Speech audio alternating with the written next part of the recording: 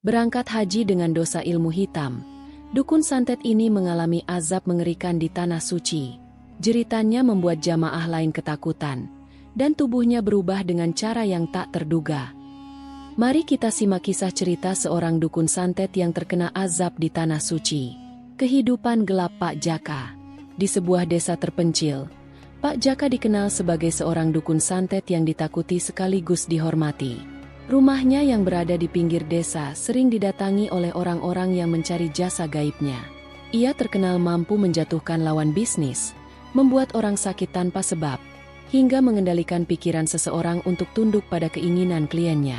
Pak Jaka hidup bergelimang harta dari hasil prakteknya. Namun, kekayaan itu bukan hasil kerja keras yang jujur, melainkan dari penderitaan orang lain.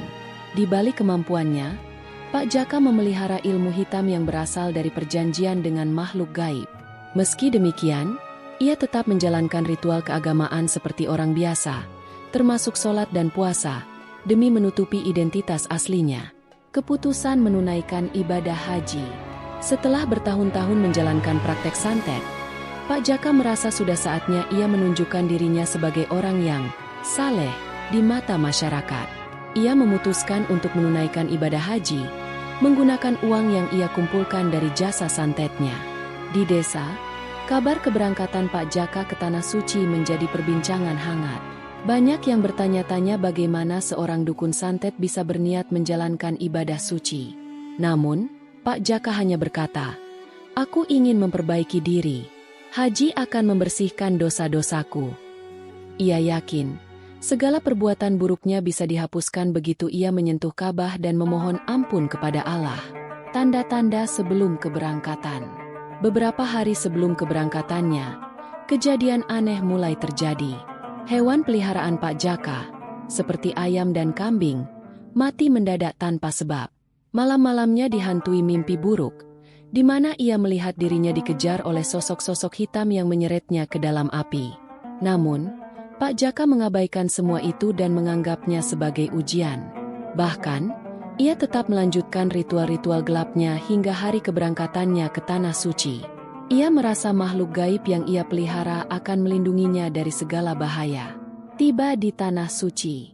Setibanya di Tanah Suci, suasana spiritual di Mekah membuat Pak Jaka merasa canggung.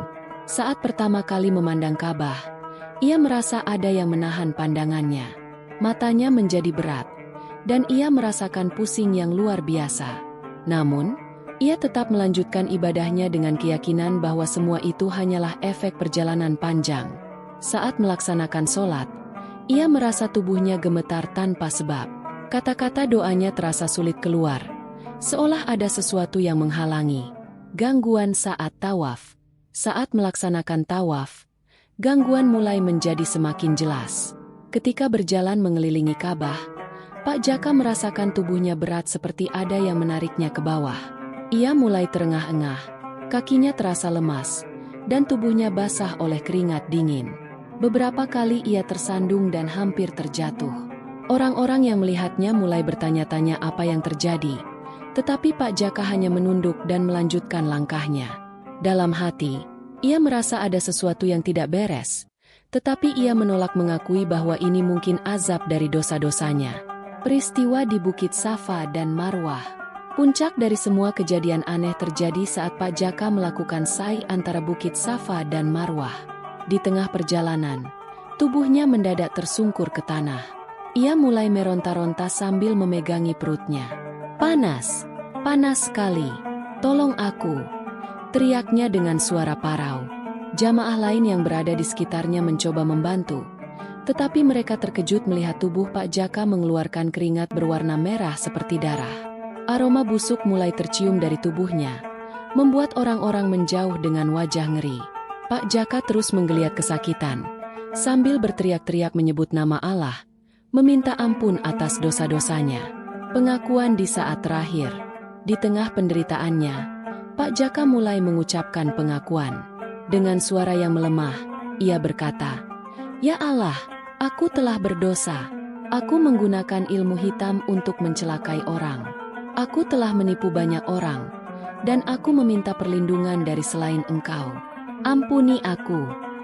Namun, Kata-katanya semakin sulit untuk dipahami, dan tubuhnya terus menggeliat seolah-olah ada sesuatu yang tak terlihat sedang mencabik-cabiknya dari dalam. Darah hitam mengalir dari mulutnya, dan tubuhnya mulai menghitam seperti terbakar.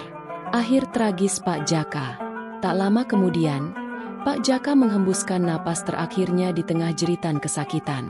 Tubuhnya yang menghitam dan aroma busuk yang keluar darinya membuat para jamaah bergidik. Beberapa saksi mengatakan bahwa mereka melihat bayangan hitam melayang dari tubuh Pak Jaka, melayang-layang sebelum akhirnya menghilang ke udara.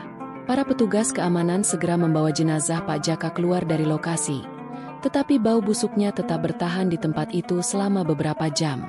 Pelajaran bagi jamaah dan warga desa. Kabar tentang kejadian ini dengan cepat menyebar di antara para jamaah haji, dan akhirnya sampai ke desanya. Warga desa yang mendengar kisah itu merasa ngeri sekaligus lega. Banyak yang merasa bahwa azab yang menimpa Pak Jaka adalah balasan yang setimpal atas semua perbuatan buruknya selama ini. Para tetangga mulai merenungkan dosa-dosa mereka sendiri, dan banyak yang memutuskan untuk memperbaiki cara hidup mereka. Beberapa tokoh agama di desa itu menjadikan kisah Pak Jaka sebagai pengingat dalam khutbah-khutbah mereka, menekankan pentingnya bertobat dengan tulus sebelum terlambat. Penutup dan hikmah. Kisah Pak Jaka adalah peringatan nyata bahwa dosa tidak bisa disembunyikan, terutama di tempat suci di mana Allah Maha melihat segalanya. Ilmu hitam, kekayaan yang tidak halal, dan hidup yang dipenuhi dosa hanya akan membawa kehancuran. Tanah suci adalah tempat di mana semua topeng akan terbuka, dan hanya tobat yang tulus yang akan diterima. Hingga kini, kisah Pak Jaka terus diceritakan dari generasi ke generasi, menjadi pelajaran abadi bahwa kekuatan yang berasal dari kegelapan tidak akan pernah membawa kebahagiaan, melainkan kehancuran yang pasti. Kesimpulan yang kita peroleh dari kisah dukun santet yang terkena azab di tanah suci. Kisah ini mengajarkan bahwa perbuatan buruk, terutama yang berhubungan dengan ilmu hitam dan kezaliman terhadap orang lain, tidak akan pernah luput dari pengawasan Allah. Tanah suci, sebagai tempat yang penuh kesucian, tidak hanya menjadi lokasi untuk mendekatkan diri kepada Tuhan, tetapi juga tempat di mana kejujuran hati seseorang diuji. Azab yang menimpa Pak Jaka menunjukkan bahwa dosa-dosa besar yang tidak disertai tobat tulus akan membawa konsekuensi, baik di dunia maupun di akhirat. Keserakahan, penyalahgunaan ilmu, dan kesombongan Pak Jaka menjadi penyebab kehancurannya. Perjalanan hajinya yang diniatkan untuk menutupi dosa dan memperbaiki citra justru membuka tabir kehidupan gelapnya. Dari kisah ini, kita diingatkan bahwa ibadah tidak hanya sebatas ritual, tetapi harus disertai dengan kesungguhan hati untuk berubah dan meninggalkan jalan yang salah. Sebagaimana firman Allah dalam Al-Quran, sesungguhnya Allah Maha Pengampun bagi mereka yang sungguh-sungguh bertaubat, tetapi azabnya juga nyata bagi mereka yang terus-menerus mendurhakainya.